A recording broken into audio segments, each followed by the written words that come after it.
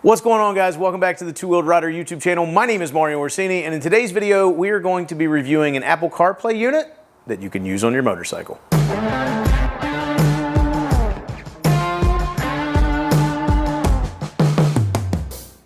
All right, so in a moment we're going to unbox it, see what all's in the box, then I'm going to install it on my Honda Grom. If you need to know how to wire it up for a Grom, I'm going to link that video up there because I just posted it a couple of weeks ago, and we're going to use the Grom as the test motorcycle. I've always wanted to try an Apple CarPlay unit. I have them in both of my cars, in my truck, and in Noah's truck, but I've never had one on a motorcycle. I'm normally a Garmin guy, which, by the way, look for the video on the Tread 2 versus the XT2 coming up soon. Full transparency, I was provided this unit free of charge. They wanted some control over the video. I said no. We basically went back and forth for a week, and they were just like, we're just going to send it and trust that, you know, you're going to be, well, I'm going to be unbiased. I don't know if they're going to like the review or not. We'll see if the damn thing's any good. So let's go over to the workbench, open it up, see what's in there, and I'll get to install it, and we'll go test it out. All right, so we are looking at the Motorcycle Intelligent Car Machine. I'm going to guess those squiggly lines up there means this is not made in the USA. It is made in China. So let's open it up, take a look, see what we got in here. All right, so we've got some instructions. We have the screen itself. It's got a little protective display over there. Let's just take a look. This is an iPhone 15 Pro Max. I think the screen's just a little bit bigger. I also have the Garmin XT2 and Tread 2 sitting here just for comparison. We take a look. The Garmin screens are just a little bit wider, but not quite as long. So it seems to be a decent size and about what you'd expect in, you know, one of our traditional GPS units. We've got the little wiring thing there. Looks like it's already pre-set up with, I know this isn't an actual RAM mount, but a RAM mount style ball. Little informational card. Let's get down in here a little further and see what else we got. We've got the rest of the wiring harness. We do have a handlebar mount. That's kind of nice, or a bar mount. You've got a RAM, again, RAM style adapter there. We've got the TPMS sensors. I forgot that it comes along with that. And we got a little screwdriver and a zip tie. So let's get to installing this thing. All right, guys, so like I stated earlier, I've already shown how to wire something up on the Grom. So I'm going to go ahead, install it on the Grom real quick, and then come back and show you guys what it looks like, and then we'll go out and do some testing. All right, so as I'm wiring this up, one thing I want to point out, and it's going to depend on your application. So you can see the connectors I'm using. Obviously, black is your ground wire. Whatever connectors are fine. These are the ones that come on the kit from the factory. Just something to be aware of. You would think this is your positive. It's actually not. This is your accessory wire, and the yellow one is your positive. Because of the way my bike's wired up, where I'm already going to accessory, I'm not going to use the red wire. I'm just going to tape it off. Depending on your application, you may be going into your accessory wire and the hot wire to the battery and the ground wire. In my case, I'm not going to. The other thing that's not included in the kit, which is kind of a bummer, is an inline fuse. We're going to go ahead, I've got a little 3 amp one in here. We're going to go ahead and hook that up on the positive line when I put my new connector on. Just in case there's a short, it'll short out this fuse and, you know, minimize the risk of damage to our new CarPlay unit. Okay, so part of what I just said was correct. What you're actually going to have to do in my case, where I'm just running everything to what my actual power wire is, because I already have it going through accessory, is you're going to take your red and your yellow, so your battery and your accessory, and you're going to combine them together. Now in this case, they're running to a fusible link. Otherwise, you could just be connecting them directly to your power line. Again, it just depends on your application. All right, so with this thing hooked up, I still got the little plastic cover on. We're going to turn it on and try to get it synced up here following the directions. And while I've been talking about CarPlay this entire time, it's just because I'm an Apple guy. This thing also does Android Auto. So let's see what the instructions say here. Click the CarPlay function. CarPlay can be enabled. Bluetooth. Please connect your phone to search. Okay. So we're going to connect the phone first. Go into settings, Bluetooth, and I see it. See if it connects. It says it's connected. Let's go back out. Oh, now I got to connect here on the phone. Connect. See if it pops up. I have not hooked up the TPMS sensor yet. I'm going to do that later, and I'm also going to try to not get in trouble for playing copyrighted music this morning. All right, so that is connected. By the way, it's Morgan Wallen release date. I'm sure my buddy Nick Browse will have something to say about that, but it's what it is. All right, so now we're going to hook the phone up to the Cardo and see what happens. It's a little bit different than the way I've got stuff set up with my Garmin. All right, so it says that paired. So now let's see if we can actually play some music and it'll come through my helmet. Holy crap, it works. And that took like, I don't know, maybe 2 real minutes to set up. All right, guys, so relatively easy to hook this thing up. I mean, it's just a couple of wires and relatively easy to connect. Now that might come down to the type of Bluetooth headset you have. I'm on the Cardo Pack Talk Bold. Again, this is supposed to work with Android Auto. We're just gonna test it out on CarPlay today. It's a super nice day out, so I'm gonna throw my helmet on, go for a ride, see how this thing works. Probably test out the TPMS, see if that works well too, see how accurate it is. And we'll kind of come back here and I'll let you know how everything worked out. All right, let's see how long this thing takes to connect. We're gonna turn the switch on.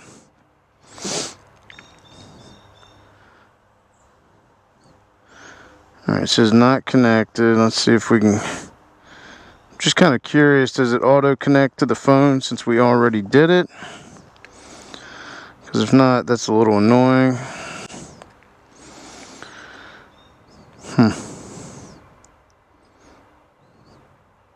Oh, nope, it did. Okay, didn't have to do anything there, just took a little bit of time. Now, let's turn the headset on.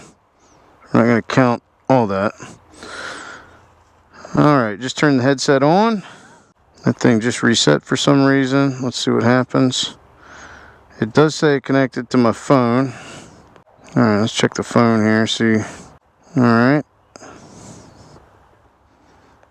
Okay, works. I did just turn it on, so it did cut power there. Let's see if it reconnects on its own. It's not yet. Alright, we're not starting off too great. It says it is connected on my phone. It was fine until I started the bike up. Not saying it's connected again. This is let's restart the helmet real quick. Okay. Off to a rocky start.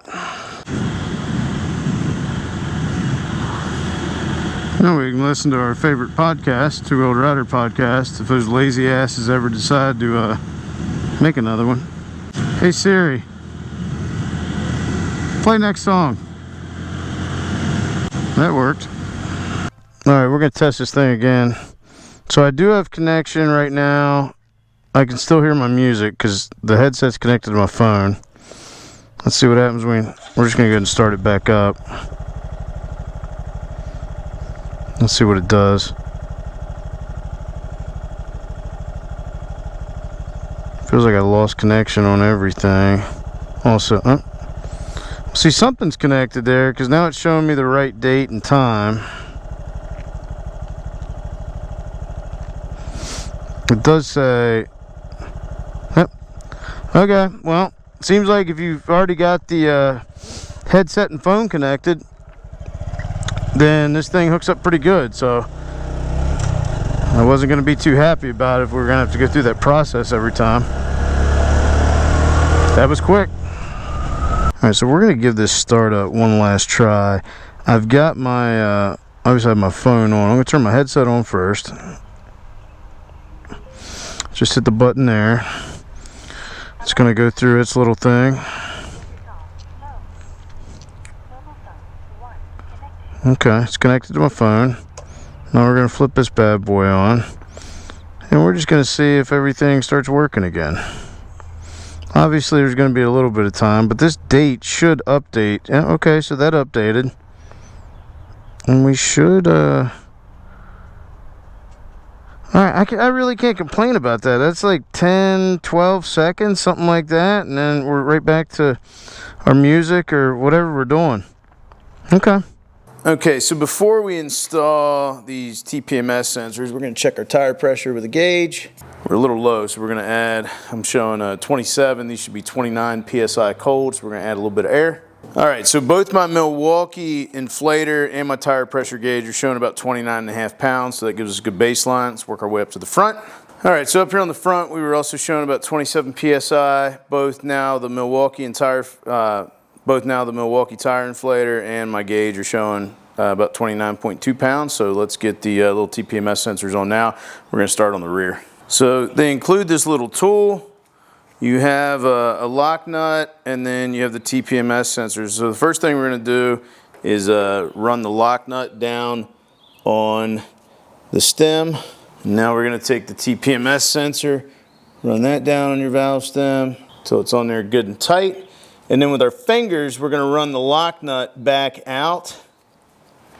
What that'll do is help hold this thing on and keep it from falling off of there.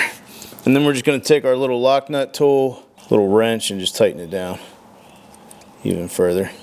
Okay, now we'll do the one on the front. So this is what the little TPMS sensor looks like. I got a better camera angle down here. Now up here on the front, we're going to do the same exact thing. All right, so we're going to kick on the switch here. All right, we're not real worried about CarPlay right now because we don't have anything else hooked up. So let's go. First off, we want to make sure we're on PSI, and well, now it did just flip over because my phone's here. But anyway, let's get back over here for a second. We'll go to exit, and then we're going to go to front and rear. And basically what we need to do here is I want PSI and I want Fahrenheit, because these things will also allegedly watch the temperature of these things too. So now let's go pairing. So I've got this marked somewhere. So it's showing 28.1 PSI, which is actually pretty good. And the second one, and it's showing they're 66 degrees right now, which is probably pretty accurate. Okay, so I'm going to flip-flop these. I actually just spun the rear one off, and it's showing that that this is the front instead of the rear. So we're going to flip these real quick.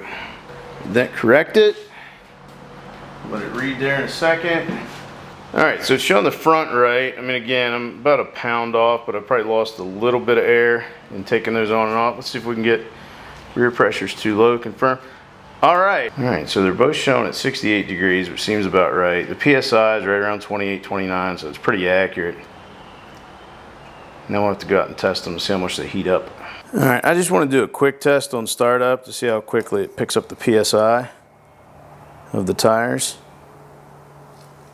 I don't expect, well, there it is. See if it changes. I wonder if that's just pulling up exactly what it was last time. It's connected to the phone. All right, that's pretty impressive. All right, so I've been riding around with this thing the last few days, testing it out, and it's now time to review it. I'm in a little bit of a negative mood, so we're gonna start out with the cons before we get to the pros. So con number one, it's not made by a known company. In fact, it's made by a company called ZHNN, which is a company based in China. And for that reason alone, that may be enough for some of you to want to look elsewhere. Con number two, it is not IPX6 rated, meaning it's not dust proof rated. That's the rating you're going to see on a lot of devices that are out there, which basically means it keeps dust and solid from entering the enclosure. Now, if you're doing a lot of street riding, that's probably not an issue, but if you're going to be doing a lot of off-road riding, you may want to look at something else. I did see in their ad copy that they said this thing is dust proof, but they provided no rating information to back that up, so I'm going to assume it's not. And then finally, con number three, there's no quick detach option like there is with my Garmin devices. And I know they're not the same, this isn't the same as a Garmin GPS, but there really is no quick detach. You have this cable running down through here that you could spin off from the wiring harness you have running back to the battery, but it's not easy to get to, it's not convenient.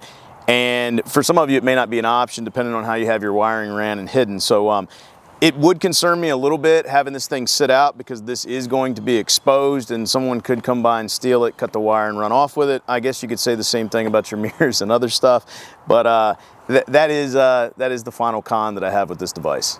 All right, so now that I've gone over the cons, let's get into the pros. And pro number one is it works. which is nice because that's what you want. Anyway, once you go through the initial pairing, everything just works after that, which is what you want it to do, including the touch screen. There's no latency or anything, or you're using your headset to switch songs, whatever. Thing just works. Speaking of touchscreen, that is actually Pro number 2. It's a 6.3-inch screen, which is about the right size in my opinion. My Garmin's, again, I'm going to keep comparing them to those, are a 6-inch screen. Also, the Garmin is around 1,200 and some pixels by 720, while this unit is 1,500 and some pixels by 720. So it's the same resolution. Essentially, it's just that this screen's a little bit wider than the Garmin.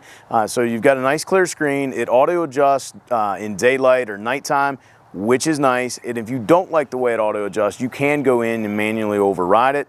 And I had zero issues seeing it in any sort of sunlight. The anti-glare works great, so great screen on this unit. Pro number 3, it's IPX7 waterproof rated, which is a little surprising. They could have cheaped out there. And if you're a Harley rider, you probably wouldn't have noticed. But for those of us that like to ride in all weather conditions, it's nice to know that you can take this thing out and not worry about it getting damaged if it does rain. I believe IPX7 is something like you can put it in a meters deep, water meter deep, up to 30 minutes and it'll hold. It's the same thing that the Garmin devices are, and a lot of electronic devices like phones and stuff are now at this point. So you don't have to worry about it if you want to go out and ride in the rain.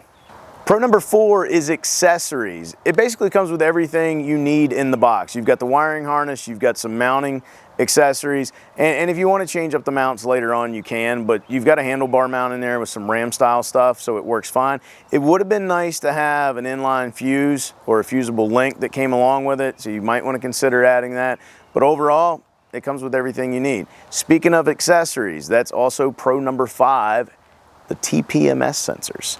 Was not expecting that. There's no extra charge for it. It just comes along. A lot of modern motorcycles are now coming with that, just like modern cars are, especially some of the higher end bikes, but not all of them. So if you'd like tire pressure monitoring, it's included in this kit. If you don't want it, it's not going to interfere with your CarPlay or Android Auto. You got to go back to the main menu to take a look at it. But from my testing, it seems to be really accurate. When I went out and rode, obviously as the tires got hotter, the temperature of the tires went up and also the PSI went up. And then I checked them with the gauge when I got back. I mean, they're within a half pound, something like that, but it's accurate and a really cool feature to have. And the final pro, the price. For 200 bucks to have a CarPlay unit, I just put a CarPlay unit in Noah's truck the other day, and that cost me a little over 600 bucks. But to have a nice touchscreen unit for your motorcycle for 200 bucks, kind of tough to beat. All right, so who is this device for? Well, let me start by saying, if you're one of those guys that likes to use a quad lock or some sort of mounting device and have your cell phone mounted on your handlebar, you probably don't need this, and it's probably not for you. But if you're like me and you like to have it in your pocket because you don't want to overheat in direct sunlight, you don't want to have to wear special gloves in order to use the touchscreen, and you'd like to keep your phone on your person in case you get ejected from your bike and need to make an emergency call, maybe this is for you. The other thing is, this is less than a third of the cost of one of the Garmin GPS units, and while I get it's not an apples to apples comparison, I think it's something that's going to work for most riders. Additionally, for years, I've been using the My Route app. I have no affiliation, but I'll link it down below if you want to check it out. That's what I use to plan my cross-country, cross-continental, ADV trips, whatever it is. I've been using it for years.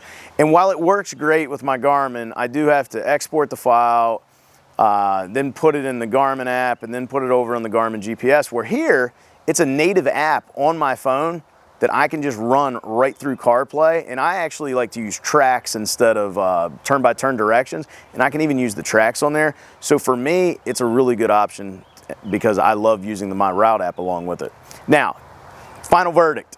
Am I gonna switch from my Garmin GPSs over to Apple CarPlay solely?